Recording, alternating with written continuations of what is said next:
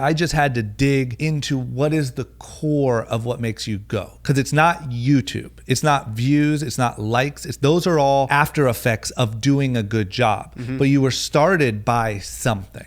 And so if you can tap into whatever that something is, the medium might change, the platform might change, the whatever, but the internal reason for doing what you're doing never changes.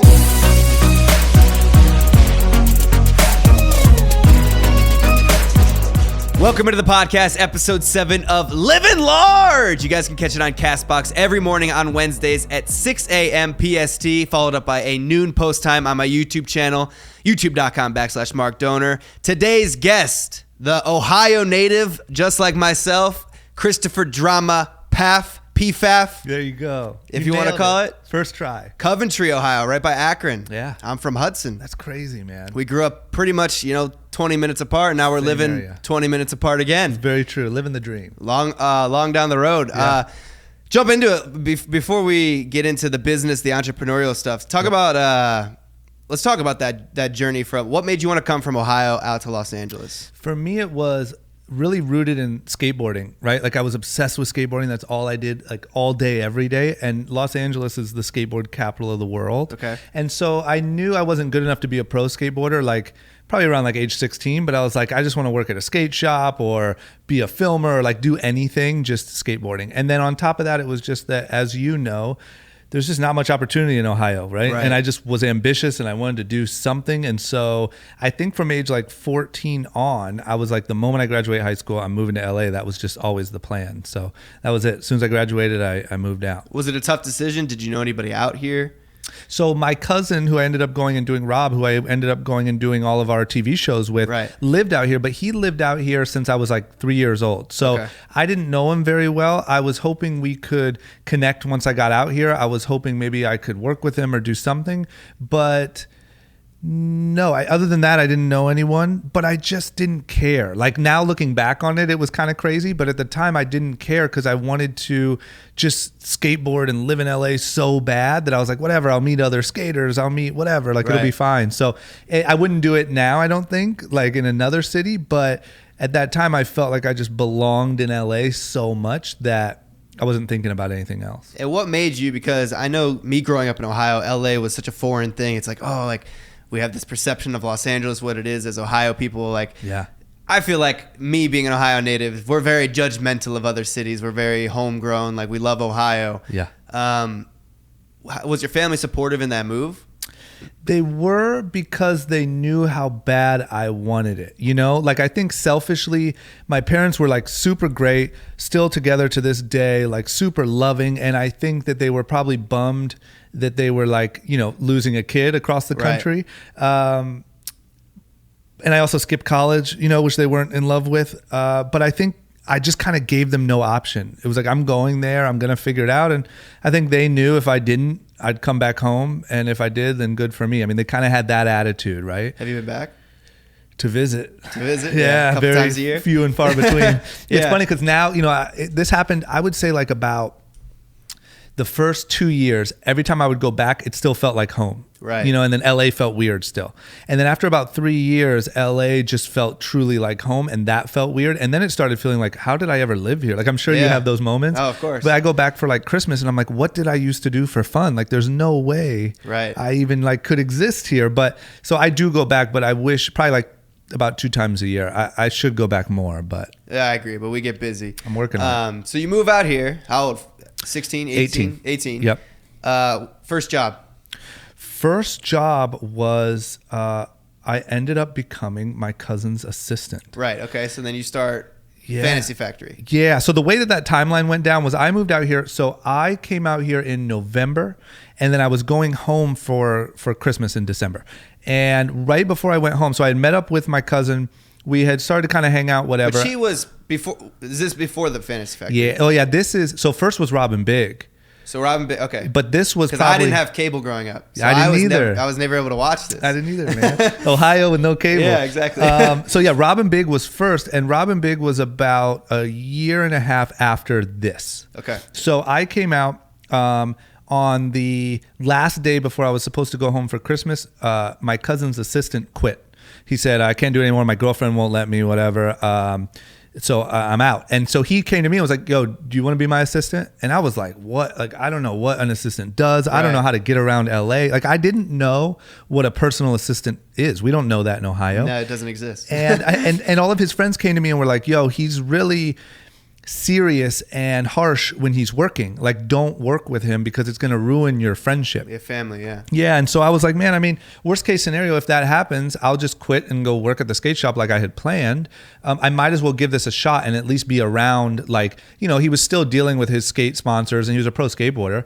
And so I said, yeah, sure, I'll give it a shot. So then I went home for Christmas, and when I came back, I started as his assistant. And what did that entail? What were you doing? Just the basic assistant stuff, or was it more? It was rough. It wasn't like a relaxed, like, hey, like, you're my cousin, do whatever you want. No, and I joke with him about it now because for some reason he was so hard on me, you know. And he blames it on like being his cousin and wanting me to like do well and learn well, and it was like tough love, but it didn't really make sense at the time. But it was like, I mean, it was come over every morning and, you know, make the coffee, and then I would have like a list of like, literally scrub the floors in the whole house and do laundry and, you know, go take grunt work. Yeah, like take the dogs for a bath and go do blah blah blah. And it was a lot of that. And then, you know, it progressed a little bit into like driving down to his like meetings at Monster Energy and helping out with that. But it was never too like executive assistant work. It was all pretty like real nitty gritty, you know, in the field. Yeah. Yeah.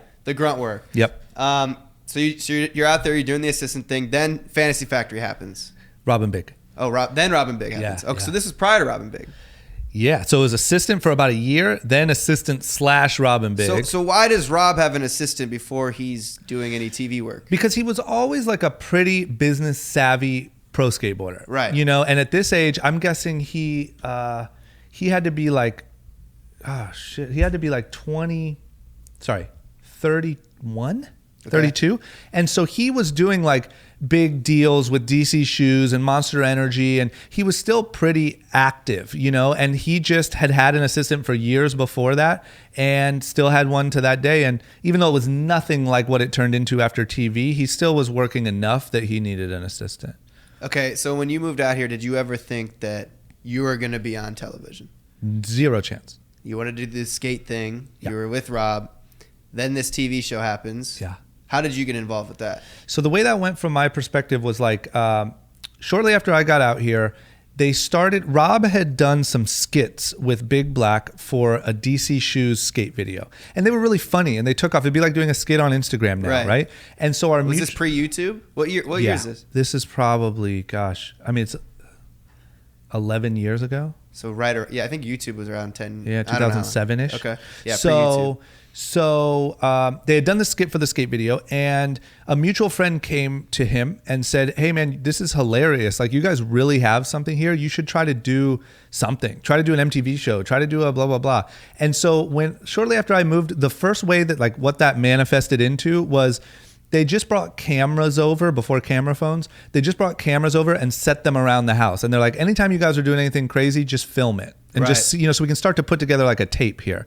And so we just do stupid stuff and film each other, and it was really not worth anything. It was like first scenario vlogging. It was 100%. And I wish I would have known then. I would have just kept vlogging, right? Yeah, exactly. So it was like beginning vlogging, but nothing really came of it. Then they added more people, and they just kept like kind of giving ideas and building what could be this TV show. And they ended up filming a pilot, but the pilot wasn't right. It didn't work. It essentially almost got turned down by MTV, but instead of just completely canceling it, MTV was like, well, why don't you try to rework it and see if there's anything else? So it went through like probably like a 9-month process and about 7 different pilots and different names and Rob Dyrdek's Rules to Success and Rob Dyrdek's blah, blah, blah. And finally it landed on Robin Big, which was kind of the most pure form of it, which was just these guys doing ridiculous stuff and kind of their life. Mm-hmm. So at first they came to me and they said, hey man, we know you're Rob's cousin. We know you're the assistant.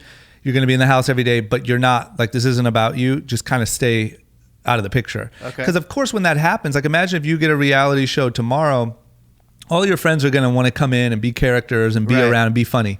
And so everyone started doing that. So they came to me and were like, yo, just stay out of the shot, whatever. And then naturally, I think just from like being this 19-year-old dude from Ohio, like sweeping the floors, I just would get pulled into this little scene or that little scene. Or, you know, Rob would like throw a coffee across the room and then say, drama, come pick that up, you know, like for comedy value. And I would come mop it up. And they're like, oh my God, his little cousin is a blah, blah, blah. And this is so cool.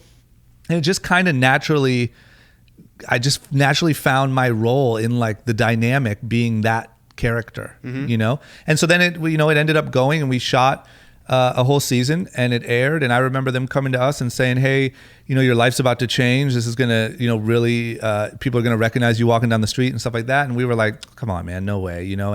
And it launched and it was just a massive, massive hit. And that was in like the prime of MTV, the prime of reality TV, before vlogging and Instagramming and all that stuff. And like it just instantly exploded into this like phenomenon, you know? It's so crazy because it's like, honestly, it is vlogging before vlogging existed. It's like your friends become not necessarily just your friends, but they become characters. And it's so crazy to hear you say this, because I've honestly never seen Robin Big, because like I said, I never had cable growing up, so I was always outside. I was never watching TV. My parents were anti-cable, anti-phones, and it's honestly weird being in this industry since I grew up on that. But like from a lot of the things you're saying, it's like that kind of stuff hits with me, because in my group of friends, that's what we did essentially. It's just like, it feels like there's like a formula. You know what I'm saying? And I think it's the exact same. I think that vlogging is simply the like evolution of exactly what we were doing, right? And that's kind of what you're getting at. But like reality TV, not counting like Real Housewives and all that weird stuff, but like those days of like Jackass and Robin Big and all that stuff was exactly vlogging. And exactly the same way, like a lot of the older like celebrities looked at it as a joke and thought it would never work, you know, and then reality stars started becoming huge, right? And then vloggers, when that all started, everyone was like, oh, this is stupid. And now vloggers are the biggest thing in the world, right? What do you think about that transition? Because you've seen it all. You've been on the reality TV. Now you see the shift over to like social media, YouTube, Instagram, all that. Yeah, I mean, I think it's great.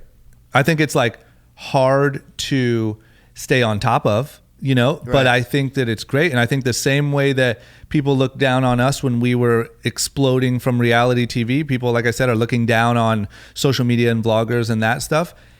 And I just don't see how you can, you know, it's just things evolve. This is where it's evolved too. And at least it's evolved in a way where everyone has a shot and everyone, it's in your own hands. And if you make it as a vlogger, like you did something really special because you battled through the millions of other people pointing cameras at stuff and really built an audience and built a connection with millions of people. And I think that's incredible. Yeah, it's. I think right now it's still, we're still looked down upon like the social media stars, but I think eventually it'll take the shift. And it's already shifting. You already have Will Smith vlogging. That's a win. That's absolutely such a win for the vloggers. You know what I mean? You got Joe Rogan doing podcasts and stuff. I mean, I would consider podcasts in a way social media. Yeah, I would too. It's new media. New media, right? But I think like you're already on the tail end of vlogging being sort of misunderstood or looked down upon. It's already time for the next weird thing to pop up, right? It's already time for you guys to look down on something and be like, what the hell are you, you know what I mean? Like, I know you thought we were silly, but this is too far. And then that's the biggest thing. Yep. You know? I think that's, the Musical.ly thing, that was when I looked, it's like an app where you just lip sing. Yeah, that didn't work, right? No, it did. People got extremely famous off of lip singing to other people's music. And that's something that we looked at, we're like, why? Like, you're just sitting there lip singing and people love it. But when I say didn't work, I mean, did it kind of die like how Vine did and some people progressed and some people I think everybody away? Shifted over to other platforms and they just even honestly they But the point is, I think you'll be able to make a career off of vlogging for quite a while, whereas being a professional musicalier is like dead already. Right. You know? Okay, so something that shifted in your career. So you had this opportunity, you were on these reality TV shows. Yeah. Then you started, what made you get into the entrepreneurial side? Because you started Young and Reckless. Yep. So for me, it was a combination of a bunch of things. It was, I didn't come out here by any means to be like a TV guy or a celebrity. And I actually am like a relatively antisocial dude. And so I didn't like the like celebrity aspect of the whole thing. And there was no plan for me to like scale my celebrity and try to just make more money off of that. Right. I wanted to become an entrepreneur or have some sort of business or do something like that. That's just where my head always was. And so I saw getting in on this reality stuff as a way to transition myself and get a kickstart into whatever I wanted to do. I just wasn't sure on what I wanted to do yet. So the first thing I tried was music. That kind of worked. I tried a couple other businesses, and then I landed on Young and Reckless. And I also landed on Young and Reckless because I went around trying to get people to pay me to wear their clothes. And on the show? Yeah, and I wasn't big enough, especially on Rob and Big. I just wasn't a big enough part of that show for anyone to give me any money. And so when Fantasy Factory came around and Big Black had moved to Texas, so it was just me and Rob on the first couple of seasons, I was like, man, this is my shot. I watched Big Black do it. He made a lot of money. I watched, Rob helped start brands like Rogue Status and DC and all that stuff. And I was like, this is my shot if I'm ever going to do it. And so I just put the pedal to the metal on trademarks and all that stuff. And I used Fantasy Factory as my launching pad to be able to do, what I did, which is have fun with it while we had it and then move on to building a real business and having a real life here in LA. That's all I really wanted, How did you come up with the name Young and Reckless? It really came, if I'm being honest, it came from when I was in high school. One of the biggest brands at the time was Famous Stars and Straps.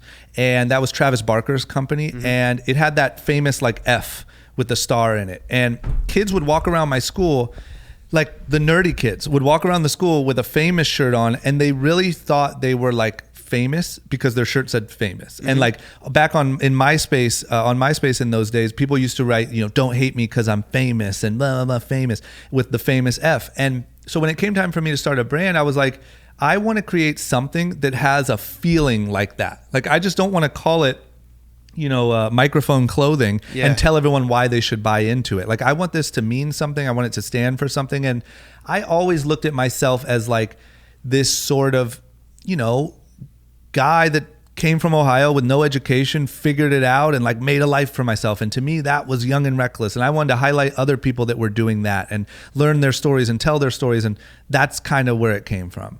Okay. And it sounds like obviously there's always strategy behind things. When you first started the brand, what were some of your obstacles that you had to face? So there was, I've had a million. And I think the first biggest one was, number one, being taken serious whatsoever, because I understand. How old were you when you started? 22. So you're a young kid. Who's going to buy your clothes? Exactly. Yeah. And I think the biggest thing, which I understand and I understood then, was the immediate reaction was this guy, this kind of butt of the joke guy from MTV reality shows is trying to sell us a clothing line. This is a scam, right? And this was before merch was so big and all that stuff. And it just seemed like merch, and it seemed like a gimmick, and it seemed like I was just trying to get fast money, and you know what I mean? And so I think a lot of people didn't take it serious, including the retailers that we met with and all that stuff.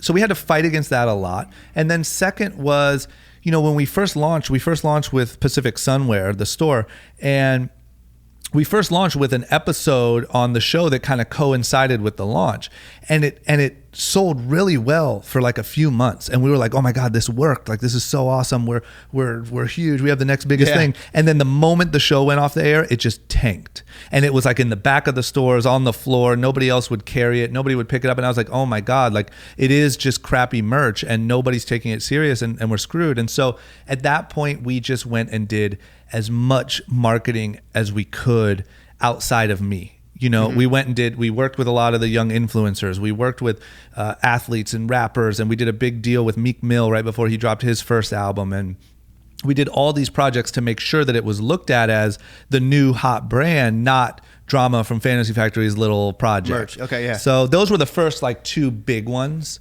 and then there's been obviously a handful kind of. How did you get into starting it? Where did that financial backing come from? Was that your own put up money, or did you have investors? Did you say, hey, I need help here? Yep. So I'll tell you how we did it. We finessed the system. I went to one of the guys who turned me down for a brand ambassadorship on Rob and Big, and I said, hey man, I really want to launch this brand. I have the idea for the name. I have blah, blah, blah. We have this new show coming out called Fantasy Factory. Let's partner up and do this, right? So he helped me with a lot of the initial, and he still is my partner today, but manufacturing and getting everything set up and whatever. Then we printed just enough shirts to be samples for me to wear on the new season of the show. So I'm wearing it all over the show. I take the designs and I tape them all over the wall. I make it look like my little mini office. I just overdo it, Right. And so then I had a really good relationship with all the editors of the show. So as soon as the show was done being edited, which is about 3 or 4 months before it airs, I went and got a DVD of the first episode that it was featured in. We drove it down to PacSun, and I said, hey guys, this is about to be the biggest thing in the world. It's about to be on this hit show. You know it's going to be a hit. You saw what happened with Rob and Big. And if you guys take this for all of your doors, I'll give it to you exclusively for 6 months, and every bit of my social media will push to PacSun. And I'll tell everyone to go to PacSun. I'll do autograph signings. I'll do whatever it takes. And they agreed, and they did it. And so I pushed everyone to PacSun.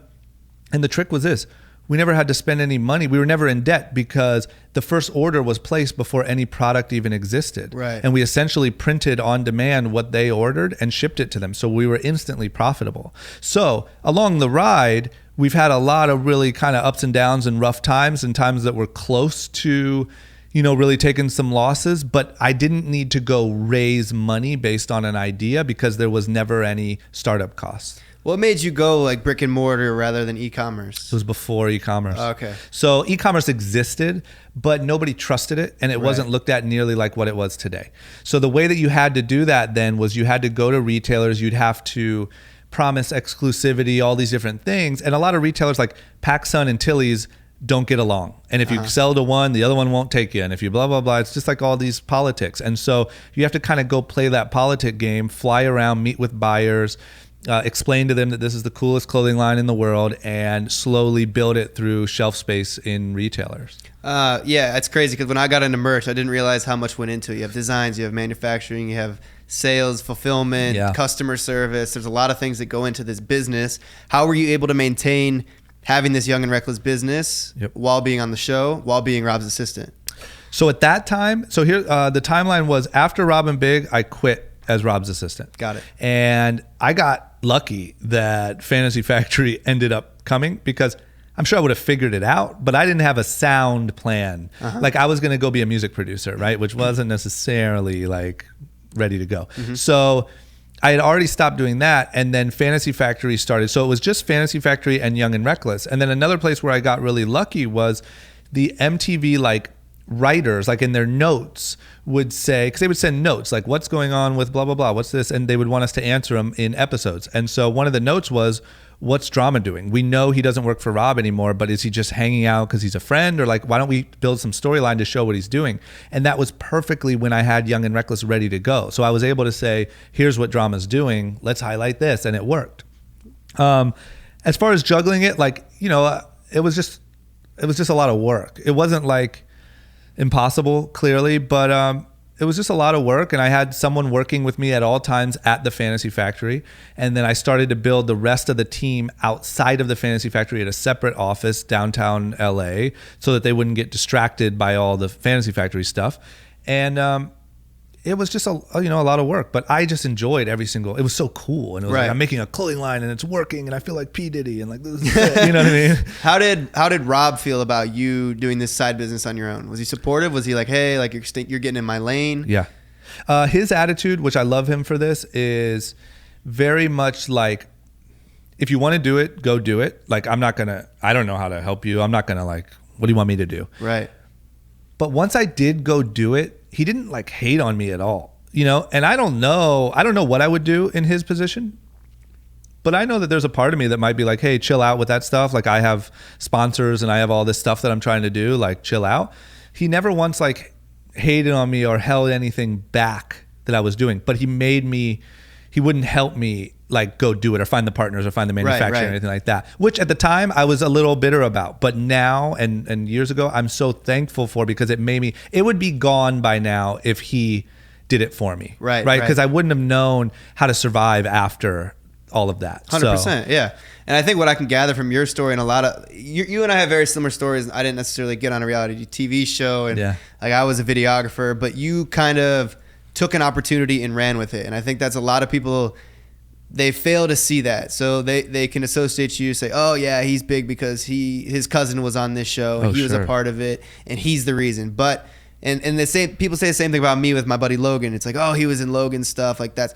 But I took an opportunity that I had and I made the most of that opportunity. Yeah. And I think what I can gather from you is you always said yes to whatever. Yeah. You were never like, no, I'm not going to do that. For sure. And I think I did a good balance of like finding my way in, but never like over asserting, thinking it was my show when it wasn't, or thinking it was my, you know what I mean? And what I've learned after doing this for so long is anyone you meet that's had the level of success that you have, or that, Young and Reckless has, or whatever, like it doesn't happen by accident. It never does. I've never met anyone successful with, no matter how many excuses people make for them, and they've just been a dummy that got lucky. Right. It just doesn't happen. Anything that lasts this long and succeeds on this level, it just isn't, you know what I mean? You can't fake that. And I think in the beginning that definitely people said that a lot, and I understand, like right after you have a hit show and then your clothing line blows up, like who's really going to be like, oh, that little kid must be a genius. Yeah. Like, come on. But now that it's been so long afterwards, I don't really get it anymore. But that's just of course people are going to they want to place a reason why you're successful. Right. Because it makes it easier to explain why they haven't made it. Exactly. Like, well, if I knew Logan Paul, I'd be famous too. Like, well, you didn't. Yeah, there's been others that, have been down the path and they don't take the opportunity and take advantage of it. Yo, guys, I interrupt this podcast to let you know that this episode is brought to you by Green Chef. The cool thing about Green Chef, guys, is they're actually owned by HelloFresh, which I mentioned in the last podcast, and I hooked you guys up. Green Chef is a USDA certified company with a lot of organic options. Anything you need straight to your front door. They do the grocery shopping for you. They have different kinds of meal plans including paleo, vegan, vegetarian, keto, gluten-free, omnivore, carnivore, whatever it is, you got it. The cool thing about Green Chef is I hooked my roommate up with the keto diet because that's what he's on right now. And anytime you guys want to switch up your diet, you can. It's just one step away. The cool thing about Green Chef, as I mentioned too, is they have chefs that give you step-by-step guides. They give you photos to follow along with so you guys can cook the meals to perfection. And obviously, the best part about it is that you don't have to go to the grocery store and get it yourself. It is delivered right to your front door. So you just live your life. You come home and you have that fresh stuff ready to go and cook up. They got a lot of global cuisines, a lot of different options. I'm hooking you guys up this time with $50 off your first box of Green Chef. Just go to greenchef.us/large. Don't forget that is greenchef.us/large for $50 off. Do not put .com.us. And I got you guys courtesy of Living Large. Back to the podcast. So how long have you been doing Young and Reckless? Is that your bread and butter now? And do you venture out into other things? Yep. What's the revenue like on that yearly? I saw like 8 million or something, 30 million, whatever. Yeah, roughly that. But it's that's the majority of my time, right? Okay. And I really when it comes to what I think about myself and what I want to get better at and grow at, it's starting and running a good company. I'm trying to learn how to be better to my employees and do team building and what are just best practices for running a business and doing things the best way. That's what I enjoy, and that's what I want to say that I was good at when I'm old. So that's 90% of my time. That's huge majority of my income. Outside of that, I started podcasting about 2 years ago, and that's been going really well. Been trying to create as much content as humanly possible, but I don't know how you guys do it. Yeah. And I've had investments, and I've tried random stuff. I tried making a frozen burrito company, and I tried, doing clothing for 1 million different people and doing merch, and we still do a lot of deals and do collaborations and stuff like that. And then investments, I do investments with friends and tech companies and stuff like that. But the majority of my time is spent running Young and Reckless. And how do you manage to do that? Have a successful clothing brand for such a long time? Because I'm not driving down the street seeing Young and Reckless billboards. I'm not seeing commercials. It's kind of a word of mouth, and you guys do it really well. I've even gotten some care packages in the mail from you guys. That's great. How do you manage to do that? I think the biggest thing is you gotta we found a connection with our customer. We have never tried to be the coolest guy in school. We try to make, now we're making denim, we're making full collections, we're making all this cool stuff. And our goal is to be as affordable and attainable as possible. We don't want to be cheap, but we want to be affordable. I have no interest in being the coolest guy at the fashion show, Right. And I think that because of that, we've built like now it's been 9 years and we've kind of built this connection with an audience that just sustains. And I think now the older brother is buying his younger brother Young and Reckless because he used to wear it when he used to watch Fantasy Factory, and now he wants him to have the new jeans, you know? And they didn't have that when he was young. And I think another thing is we never, even when we had the opportunity to kind of like blow out and do licensing all over the world and go for the like $100 million payday, we didn't. And we kept it core. We kept our staff as a tight team, and we kept everyone on the same page because our goal was always to make a long-term profitable business that we could rely on for a very long time. It was the exact opposite of what a lot of people thought. It wasn't a quick money grab. And I think now that's really benefiting us. You know, now, even this many years later, no reality TV, no billboards, none of that stuff. This year will be our biggest year that we've ever had. And that's after a shift from retail collapsing and figuring out e-com and Facebook targeting and Instagram and all this different stuff. But it's because of those few select principles that have really kept it sound over this much time, you know? So we've talked a lot about the success, and then they hear that, but I'm sure along the way there's been some heavy potholes. Oh yeah. What are some of your biggest failures? What are some of the lowest moments where you were like, damn, some shit's not going well? Yeah. The biggest one, like the way my life has worked out, like I've had a lot of ups and downs, but I had one big period of down that was like by far the worst. And it was just over 2 years ago, and it lasted, 6 months or close to a year. And it was really a combination of things. It was the fact that our TV show we were done. We were done shooting. We were off the air. And that was so good for me because like I said, I didn't like the pressure to perform every day and the celebrity thing. But what I missed was I didn't realize like I had a group of people that I had to go see every day. And these people like borderline raised me. Like it was when I got sick, when I was 19, it was our producer that found me a doctor and checked up on me and made sure I was okay, and it was like all of these people had stuck with us pretty much from Rob and Big all through Fantasy Factory. And so I think I underestimated how much that added to my life, having a group of friends and quote unquote family to go be with every single day. Then on top of that, retail started having a really tough time. And one of our biggest retailers, PacSun, filed for bankruptcy.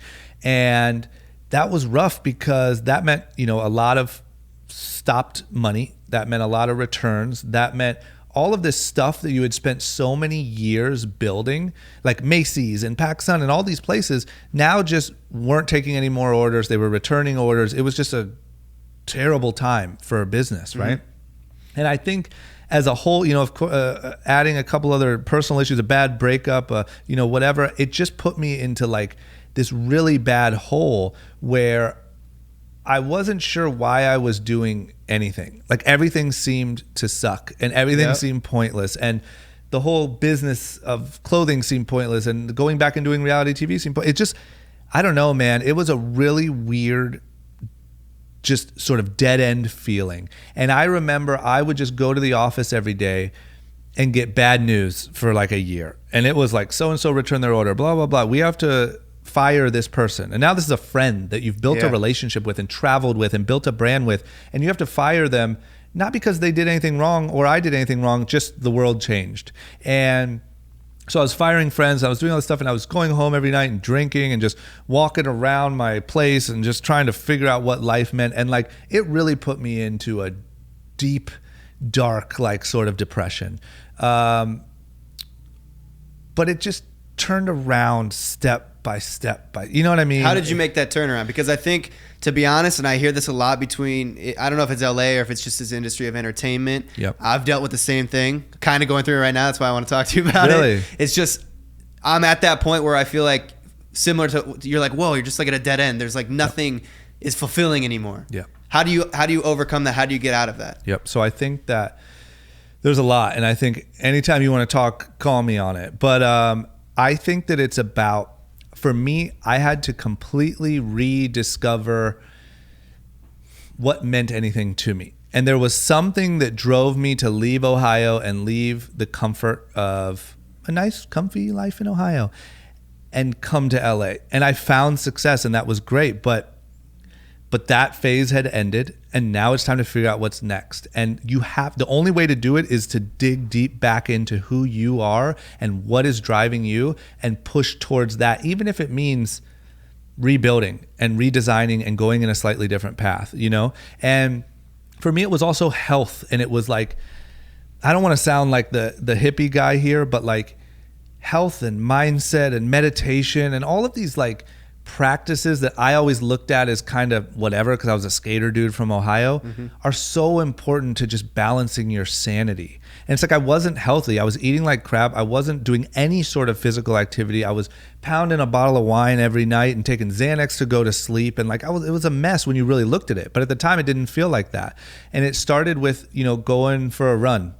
And I hate running. I still hate running today. Yeah. And it was miserable. And running a mile was the hardest thing in the world. And I went for a run, then that led to a longer run. Then that led to going with my friend to a Soul Cycle class. And I was like, oh, this is kind of neat, even though it's weird. And then it led to, you know, getting a trainer. And then it led to meditation. And then it led to reading the right books. And then it led to podcasting. And I started having really good conversations with other people who had been through similar things. And I took their recommendations. If they recommended a book or a meditation or whatever, I tried it. And I learned that, like, man, it's easy to come out here as a young, scrappy Ohioan and have some wins and feel like you know it all and you got it all figured out, but it won't last you. You'll hit a wall, and you have to refine the tools that are in your toolbox, and you have to plan your morning schedule better and what time you go to bed. And like, I hate to say it, I hate to be that guy, but it's all so important. And you notice that when your personal life and your exercise and your health start clicking, your ideas start clicking too, and your mind starts clicking, and you start saying, well, hey, I could do this, you know, I could do this next thing or that next thing. And I'll tell you, man, guys like me and you, we just want something to focus on and do good at and achieve, right? That's what we want. It's just about finding what that next thing is, diving into it, attacking it, and making progress. And before you know it, you just start feeling that feeling again. And it's just like, oh man, you know what I mean? Right. And it's a slow build. And there's not one magic solution. But growing up in Ohio, not going to college, I was not equipped with the proper tools to have a lifetime in LA or entrepreneurship, or, you know, there's just challenges that, right. You know, and that you had to figure out kind of on your own. I did. And I've noticed, honestly, I've noticed just by watching YouTube and whatnot, 2018 has been a rough year for like a lot of YouTubers, a lot of people breaking up, a lot of people taking breaks from YouTube, because there is that shift right now. Vlogging was so hot for like a year and a half. Yep. Now it's like, no one's really daily vlogging anymore. So people are like, you know, views are going down, and that messes with you. How did you, during that time, how did you say, all right, I'm going to keep doing, were you ever like, damn, like, this isn't for me, young and reckless, I'm just going to give up and maybe do something else? So I definitely felt that way. In the realest way, I felt that way. But I knew, like, I built something that at the end of the day I'm proud of, and I built it for a reason. Right. Like, what is that reason? What is that? You know what I mean? And at the end of the day, for me, like the core, just using Young and Reckless as an example, it wasn't a money grab. It wasn't MTV. It wasn't even cool design t-shirts. It was to try to teach people and inspire people to go do the same thing.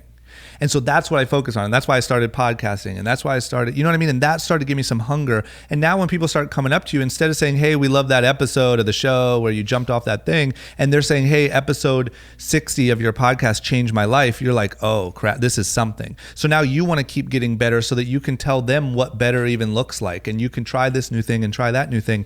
And I think I just had to dig into what is the core of what makes you go, because it's not YouTube, it's not views, it's not likes, those are all after effects of doing a good job. But you were started by something.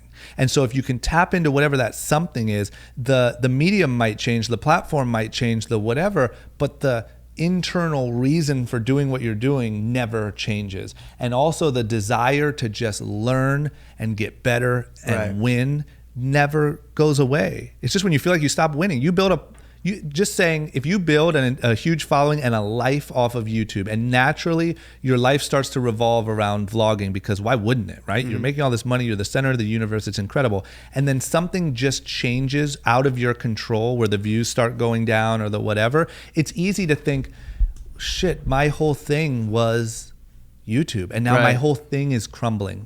You lose some of your identity with that. No, absolutely, right? yeah. And I think that it's about going back and saying, no, it wasn't followers, it wasn't likes, it wasn't any of that stuff. It was this, and building on that. And when you do that, the views and everything's going to come, and they're going to be much more quality anyway. Like, I'd much rather have 100,000 listeners on my podcast than 5 million on an MTV show, because a podcast, I'm giving you me. Like 100%. And if you like that, you like me and what I stand for. MTV show was great. We had a lot of fun. But if you come up to me on the street and say, I love that episode, it's like, yeah, I'm glad I made you laugh. But like, I don't really, it's not, you know what I mean? That's not really I feel me. you. So how do you feel about, like, because a lot of people say this, how can you be unhappy? You get millions of followers, tons of people like you, you make so much money. Yeah. What do you have to say about, like, money and happiness? Yeah, that's something I've realized. Like, the more money I get, the more shit I want. Yeah. And then I get that shit, and then I'm like, damn, I want something more. Yeah. Like, I feel like the more successful I've gotten, the less happy I've gotten, because I always want more. Yeah, of course. So this is a hard conversation to have for anyone that's financially struggling, and I understand that. And I don't have a good answer to say, hey guys, this is why it's not stupid of us to be having this conversation, because it's going to sound stupid. Right. But it's like, how many times do you need to hear it before you think that maybe there's something there? And it is that money and happiness are pretty much completely two separate things. And I think that, sure, you can use money to fund happiness, but that's in ways like doing nicer things for your family and doing genuinely great things for your friends. And let's be honest, myself included, a lot of people, when they first start making money, don't spend it on that. You know, you spend it on watches and cars and trips and great things. It is true that the more you get money, the more more money, more problems. I was trying to avoid saying that. Yeah. But because now all of a sudden you also have all this added pressure, and now it's on you to keep performing. And now you're realizing, well, if I don't make people happy, they don't keep buying my thing, or they don't keep watching my videos. And now you have all this added pressure to sustain, and it's all based on you and your videos, and you know what I mean? Like, that's a lot of pressure. And I think the more you keep getting all the things that you thought you ever wanted, and you keep feeling not that happy when you go to bed at night, now that's scary, because you're like, I have everything I ever wanted. You know what I mean? Right.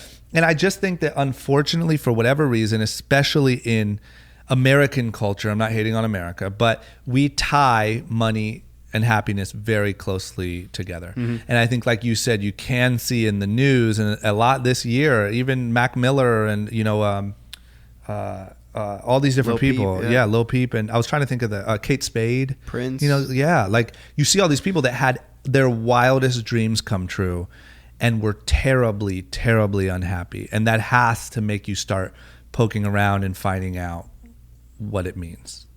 Absolutely. But I've just learned, like, man, you gotta, like, as much as you can. Money's fun, and cars are fun, and all that stuff is really fun, but it is not the core of what makes the thing better. And if you start to get money, like, genuinely spend it. Don't just buy your mom a car.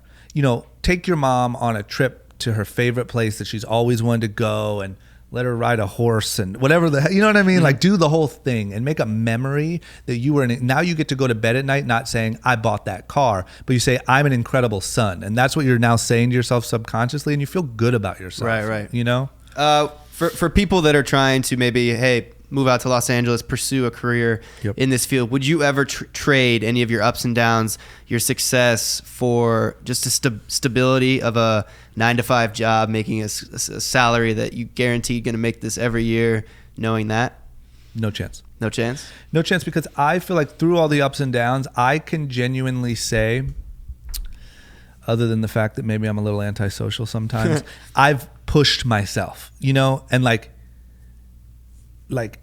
I can honestly say I've pushed to my max. I've done more than I ever thought I could. I've achieved more than I ever thought I could. I've reached people in a way that I never thought I could.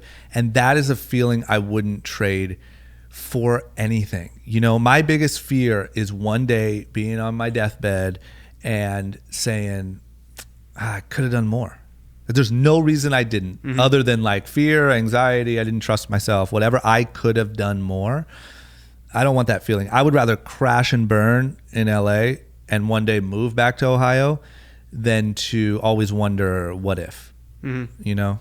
What do you think is the biggest advice you would give, looking back on your journey, to people that the 18-year-old from Ohio that wants to go against, you know, go right when everybody goes left, when they want to come out here and there's a lot of doubt, there's no stability, it's a big risk. Yeah. What's some advice you would give someone like that to pursue what they really want to do? Yeah, and I want to give the most sound advice I can on this one, and that is to do it, but don't just do it and disregard everything, right? So there has to be this fine line between, if you see the vision, if you believe in it, then do it. You're the only one that's ever going to see the vision if it's something special, right? At the same time, pay attention to advice, pay attention to input, read about what other people have done. If you want to be a YouTuber, really study what YouTubers have done. Offer to work for a YouTuber for free. If you want to be in the clothing business, do the same thing. Like, put the work in. There's a difference between ignoring the haters and ignoring an education and ignoring work and ignoring what it takes to really make something happen. And I think a lot of people like the message of like, forget everyone, I'm doing what I want, but they don't include listening to what they actually need to do. Right. And so I think if you can play that line, you believe in something and you're willing to die for it and work your butt off for it and educate yourself on it and work harder than anyone for it, absolutely do it. Because what's not going to happen is in small town Ohio or Nebraska or wherever anyone is, they're not going to rally around you and say, yeah, move to LA, you're going to be great. Right. You No, know, of they're going to course. say, I don't know, man. Do you know how much rent is out there? Yeah. I heard there's earthquakes every day. Yep. You know? Oh, 100%. Damn, I had a thought in my head. Oh, would you mentioned education and work. Yep. Would you, if you had to do it all over again, would you go to college? No chance. Why not? Because I think that college is only like dramatically over exaggerated the importance of it. And I think that if you want to be a doctor or a, engineer or something that you have to go to college for, absolutely go to college ASAP. Even if you want to be a photographer, go to some sort of special training. Like, I'm a big fan of educating yourself.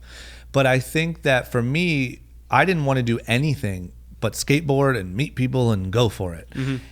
And if you have any of that mentality where you're not sure what you want to do or you're just kind of hungry to figure it out, don't go to college. You're just going to stack up debt. Right. You know, I just paid mine off. There you go. And you're like a really successful dude that like came out and did a really good job pretty quickly.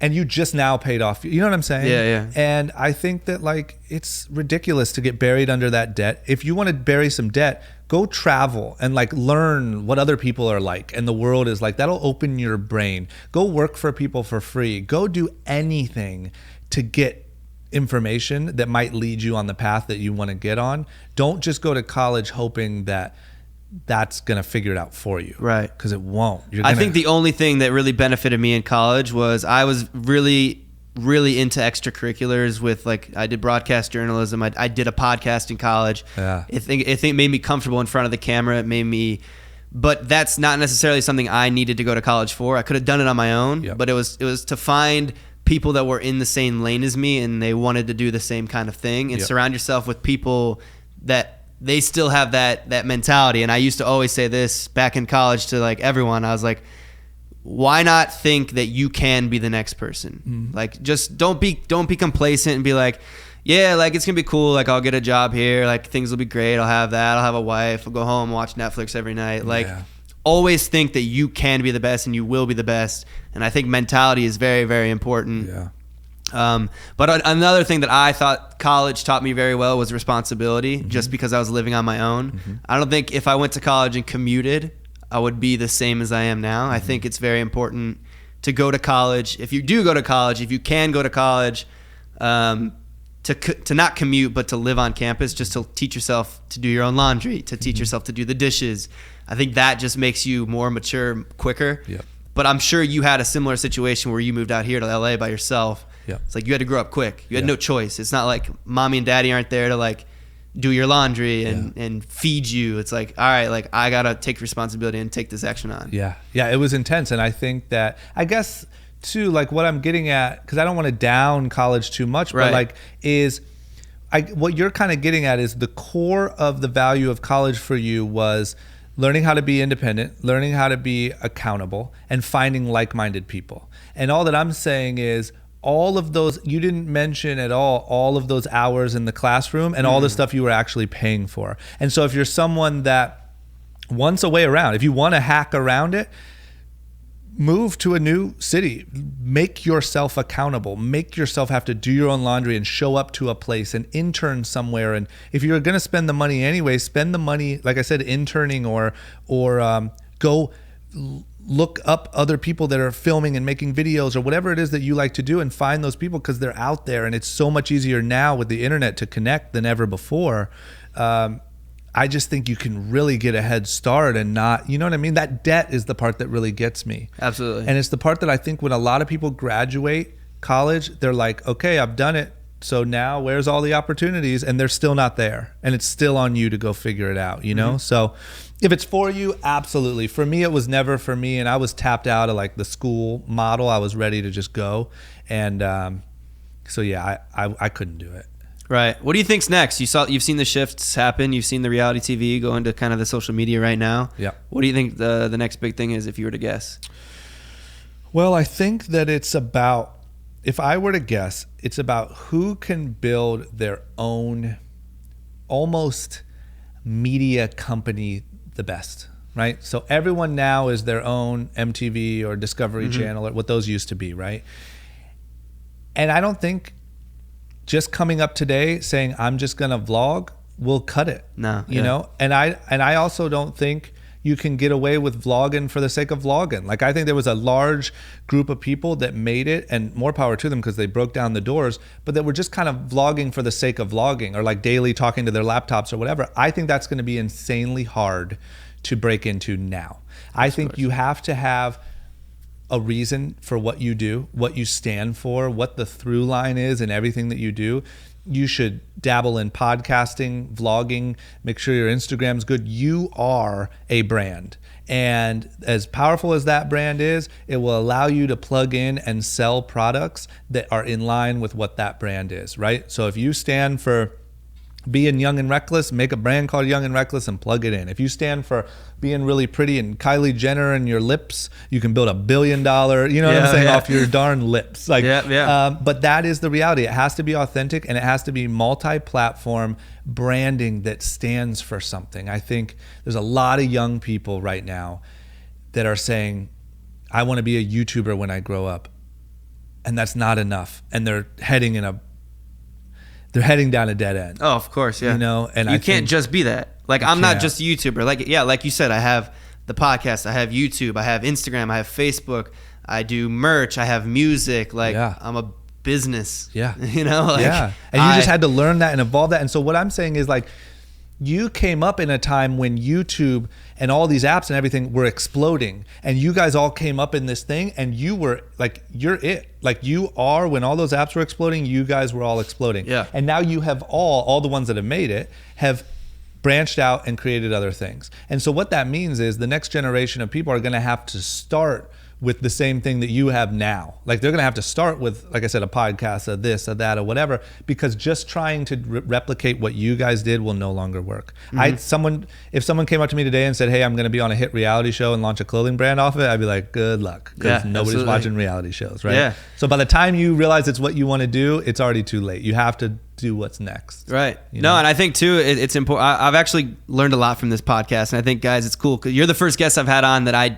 don't know. We've never met before this. That's great. So I think honestly, it was cool to speak with you like a stranger in a way and get advice from someone that's done something. And I think, guys, like obviously this is what I try to bring you in the podcast is, a voice so you guys can have like listen to a conversation with a stranger that you've never met that's done stuff.